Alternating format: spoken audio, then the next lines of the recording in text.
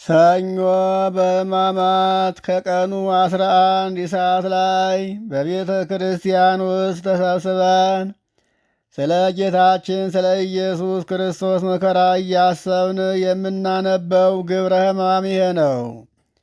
ሃይማኖተ አበው ምዕራፍ 53 ተራ ቁጥር 11 ላይ ወንነግረከ ወናልየብወከ ዘንተ ስመ ዘውእቱ ወልድ ከመ ውእቱ አሐዱ ህላዌ ምስለ አብ። ይህንንም ስም ከአብ ጋር አንድ ባሕሪ እንደሆነ እንነግርሃለን፣ እናስረዳሃለን። ይህውም ወልድ የተባለው ነው አለ።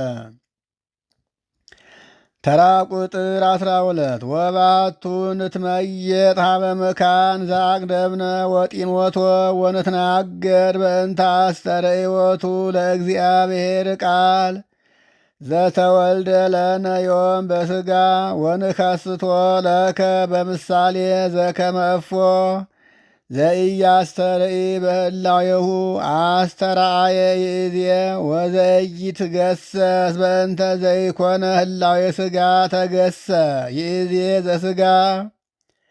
ነገር ግን አስቀድመን የጀመርነውን የሥጋዌውን ነገር ወደ መናገር እንመለስ። ዛሬ የተወለደልን እግዚአብሔር ቃል በሥጋ የመገለጡንም ነገር እንናገር። በባሕሪ አይታይ የነበረው እንደምን ዛሬ እንደታየ ማለት በባሕሪው ይታይ ያልነበረው ዛሬ እንደምን እንደታየ የሥጋ ባሕሪ ስለሌለው የማይዳሰስ የነበረውም አይዳሰስ የነበረውም የማይዳሰሰውም ዛሬ እንደምን በሥጋ እንደተዳሰሰ በምሳሌ እናስረዳሃለን እናስተምርሃለን አለው።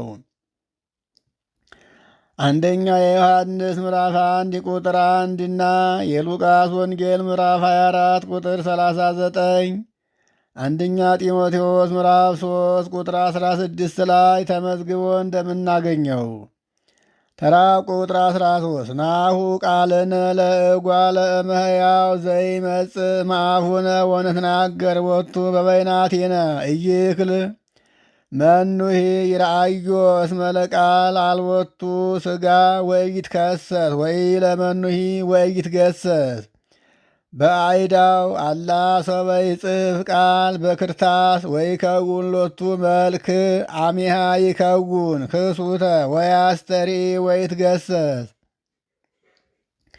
ከአንደበታችን የሚወጣ እርስ በርሳችን የምንናገርበት የእኛ ቃል አለ። ማንም ማን ሊያየው አይችልም ማለት ከእኛ እንኳን ከአንደበታችን የሚወጣውን ቃል ይሰሙታል እንጂ አያዩትም።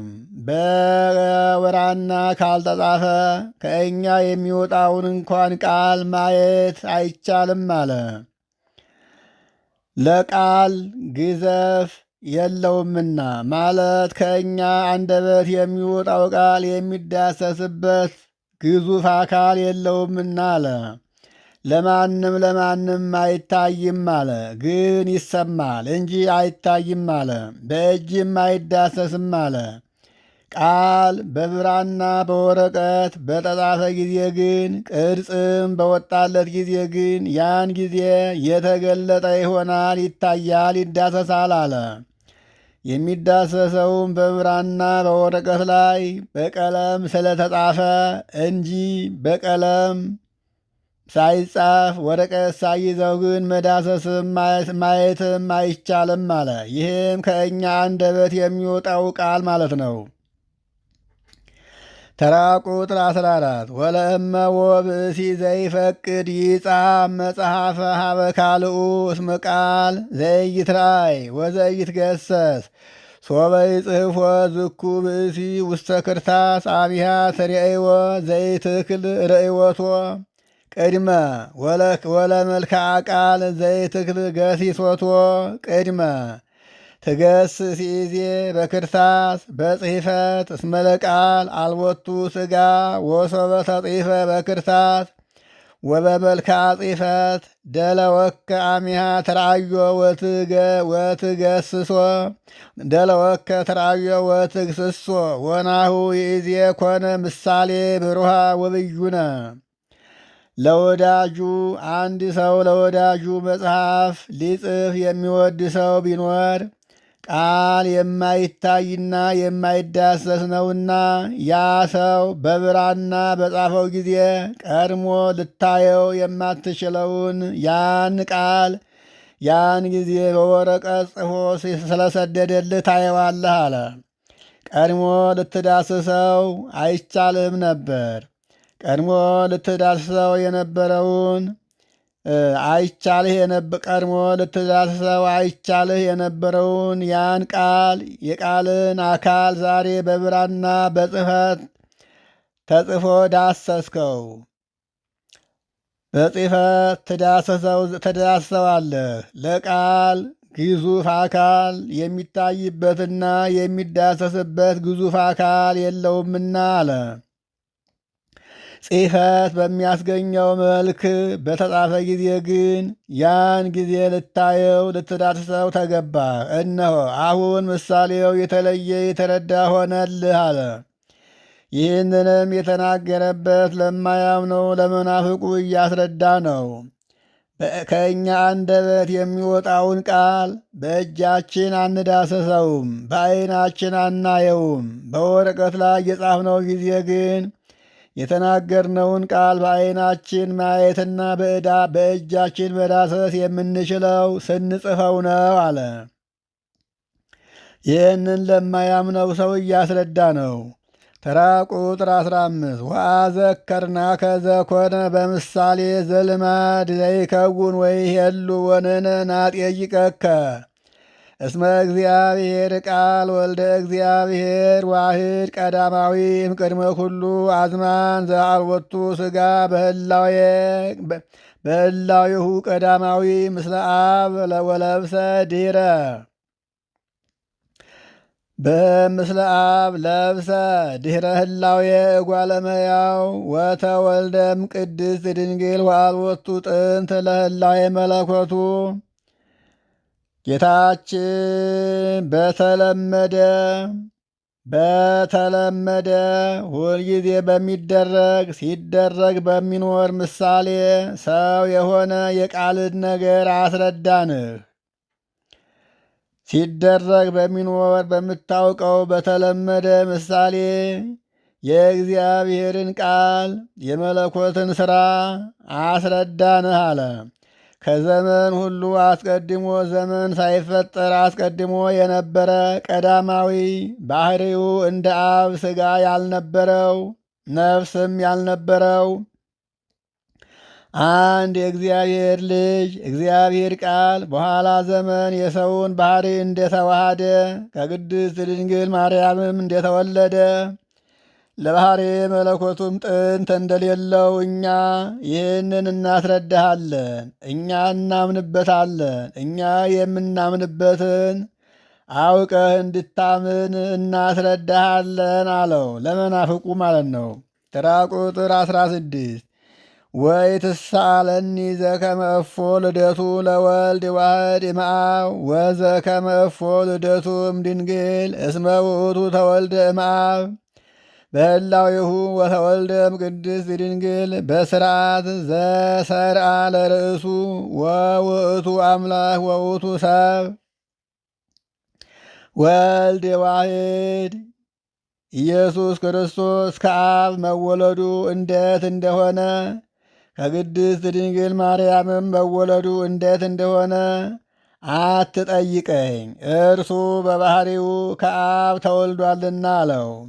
ከአብ የተወለደውን ልደት ከቶ ማንም ሊመረምረውና መርምሮ ሊደርስበት የሚችልም የለም። ከድንግል ማርያምም እንዴት እንደተወለደ ራሱ ያውቀዋል እንጂ ከቶ ፍጡር መርምሮ ሊደርስበት አይችልም አለ። እኛ የምናውቀው ከአብ ያለ እናት መወለዱን ከድንግል ያለ አባት መወለዱን ብቻ ነው እንጂ የልደቱን ሥራ ከራሱ በቀር ማንም ሊያውቀው አይችልም አለ። ለራሱ ባደረገው ተዋህዶም ከድንግል ተወልዷልና አምላክ ነው፣ ሰውም ነው። ስለዚህ አምላክ ሰው ሆነ፣ ሰው ደግሞም አምላክ ሆነ ብለን እናምናለን። ይሄንን እናስረዳሃለን እንጂ አለ። ተራ ቁጥር 17 ወአንተሂ ለቃልከ ዘይትወለድም ልብከ አመ ፈቀድከ ትልክኦ ወለካይኮ በመልካ ጽሕፈት ወከርተስኮ በክርታስ እስመላሊከ ትጽፍ መጽሐፈ በእዴከ ወበካልእ አምሳል ይትወለድ ቃል ወአኮ ለቃል ዘጻፍኮ በእዴከ ይእተ ጊዜ ጥንተ ክዋኔሁ አላ ህልው ውእቱ ውስቴትከ ተወሊዶ እምልብከ ወሶበ ለካይኮ በእዴከ በጽሕፈት አሚሃ ያስተርእናሁ ኮነ ይዜ ምሳሌ ክሱተ ወብዩነ።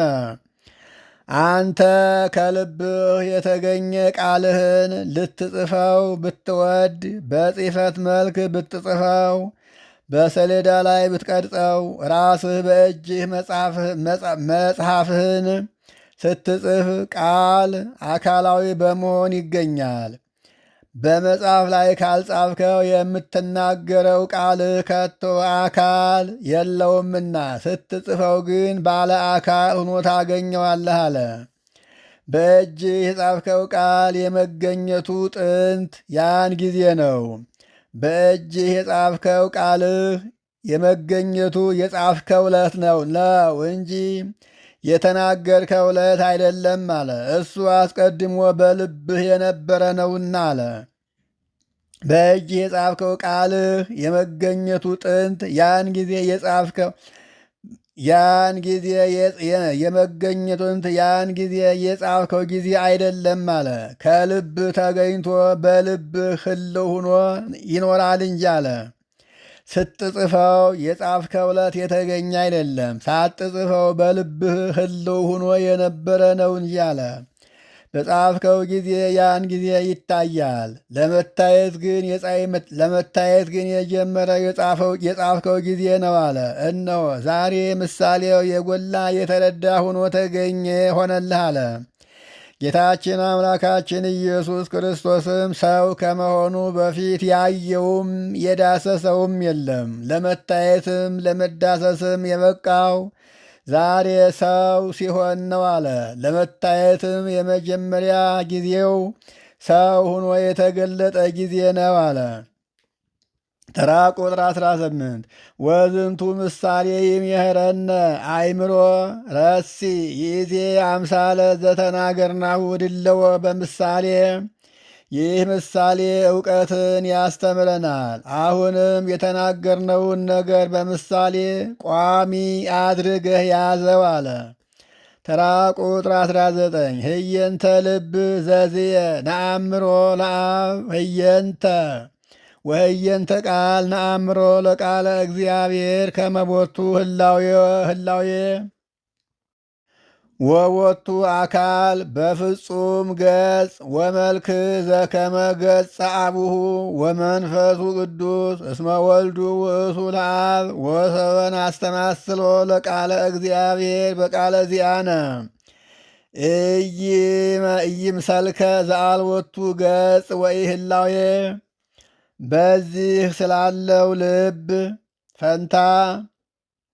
በዚህ ስላለው ልብ ፈንታ በወዲያኛው ዓለም አብን በተለየ አካሉ እናውቀዋለን አለ። በወዲያኛው ዓለም አብን የምናውቀው በዚህ ዓለም ስላለው ልብ ፈንታ ነው አለ። በዚህም ስላለው ቃል ፈንታ በፍጹም ገጽ በፍጹም መልክ አብን መንፈስ ቅዱስን የሚመስል የሚስተካከል አካል ባሕርይ እንዳለው የእግዚአብሔርን ቃል እናውቀዋለን አለ። የአብ ባሕርይ ልጁ ነውና። ነገር ግን የእግዚአብሔርን ቃል በእኛ ቃል ብንመስለው አካል ባሕርይ የሌለው አይምሰልህ አለ። ተራ ቁጥር 20 ወህየንተ እዲ ዘዝየ ዘይለክኦ ለቃል በጽሕፍ አይምር በህየ ከመ እግዝእትነ ድንግል ማርያም ይእቲ ዘወለደቶ ለቃል በሥጋ።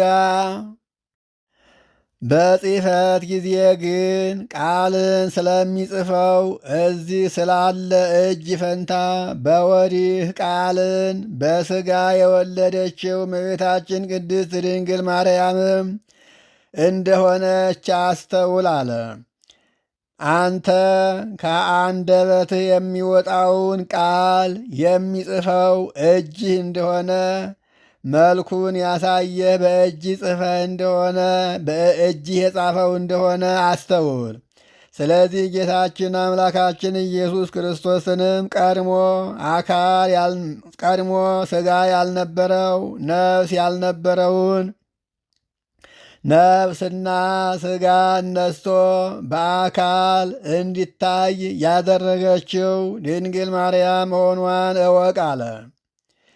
መዝሙር 43 በቅንፍ 44 ቁጥር 1 ላይ ተጽፎ እንደምናገኘው ለአድማጮች እንዳይበዛ እዚህ ላይ ተከፍሏል። ይቆየ